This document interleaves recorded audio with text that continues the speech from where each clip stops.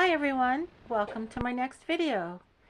Today I'm going to share a story that I have never told anyone. And if you've not watched any of my previous videos, I think I should mention that for whatever reason I have a sensitivity to energy, for lack of a better way to explain it. I have a way of just knowing things that come true. And I've been this way ever since I can remember, as far back as 3 years old. So this story I have never told anyone, and so here we go. I'm 69 years old now, so it's been a long time, but I remember this very clearly. I lived in an old Victorian, built in the 1920s. So when I was 3 years old, that was what, 1958? And I had a peculiar sense, or rather, not so peculiar to me because it felt completely natural, of things beyond my understanding, for lack of a better way to explain it. Now, our basement was, I guess, typical of those old houses, with the stone foundations and the dirt floors and the creaky wooden steps that went down there. And my parents kept an old freezer down there. So if I wanted an ice cream, I had to go down there and get it myself. And I don't remember how I knew, but I just knew there was something very evil in the furthest corner of that basement. I knew exactly which corner it was, and I didn't know the word portal at the time, but now I'm convinced it was. I'm also convinced it's still there.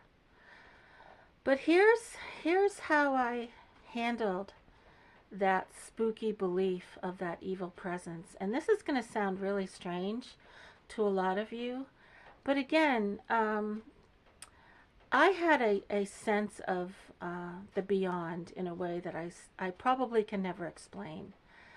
And I've always felt a very strong ability within myself to stand up to it.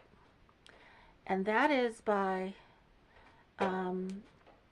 holding on to this light inside of me, this light of goodness, and knowing that this light of goodness would always prevail over the darkness. How did I know this? I don't know. I just always did. So I can remember going down the steps. No, I can remember opening that basement door to go down to the steps, feeling that dark energy on the other side of that basement door. And I remember feeling that I should never acknowledge fear, because fear is what that evil energy would use to become more powerful. Now, isn't that weird for a little kid to know that? And it's okay if you don't believe me, but this is how I believed and what I knew. So I wanted that ice cream down in the basement, and I was not going to let that evil spirit keep me from getting my ice cream. So I opened that basement door, and no matter how scared I was, I walked very slowly, and I walked down those steps, feeling it surrounding me, feeling that cold energy emanating from the corner of that basement, daring me to be afraid. And I so wanted to turn around and run back upstairs to the kitchen, but again, if I showed fear, it would catch me, and goodness knows what it would do to me if it caught me. I don't think this comes from watching scary movies or from scary things my older brothers had told me. Maybe, maybe not, but I continued to believe this throughout the years growing up in that house, well into my teenage years. And I will never forget that closed door to that basement, which led from the kitchen down into the basement, knowing there was an evil presence down there. To this day, I believe it's there. I believe that something happened years ago, way before we ever lived there. And I believe it's an internal negative presence that is somehow buried in the dirt. Maybe it was there even before the house was built, which I tend to believe to this day. Now here's what's really amazing about my story that I never told anybody. I kept all of these things to myself, afraid that my friends would think there was something wrong with me and they wouldn't want to be my friend anymore. And so I kept this all to myself. I kept a lot from my parents because I was not treated well and I was often laughed at. And I knew that no one would support me, no one would believe me. So now here we are, I'm 40 years old, okay? And I reconnected with an old friend. And I traveled to Seattle, Washington, where she'd been living. And we were having fun reminiscing about what we did as kids and the stupid things we did and, you know, all the fun things you share about your childhood when you meet up with old friends. And so here we are walking in this park, and she suddenly stops and her eyes get really big, and she touches my arm and she says, "Barbara, did you know there was an evil spirit in your basement? I always wanted to tell you, but I was afraid you wouldn't believe me. I was always so scared to go down there to get our ice cream."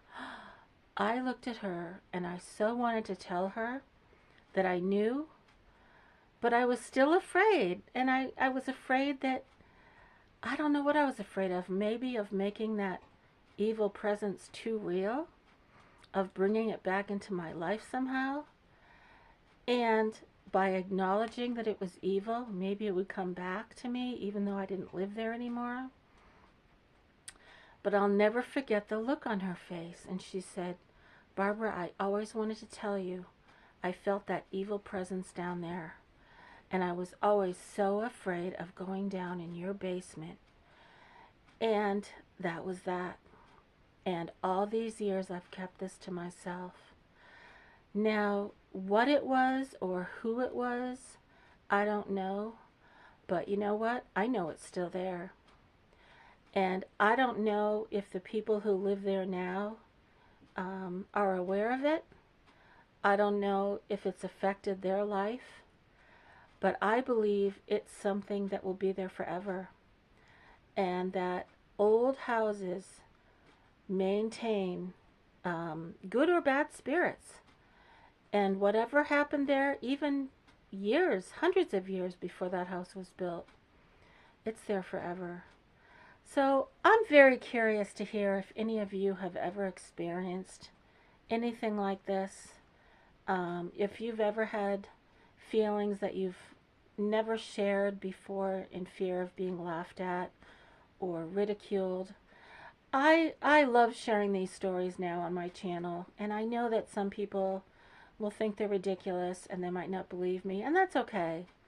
But for those of you who are sensitive like me, I think you're going to be able to relate to this good or evil presence throughout our lives, no matter where we live.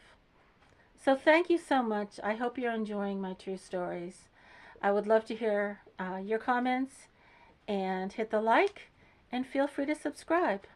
Take care, everyone, and I look forward to telling you my next true story. Take care.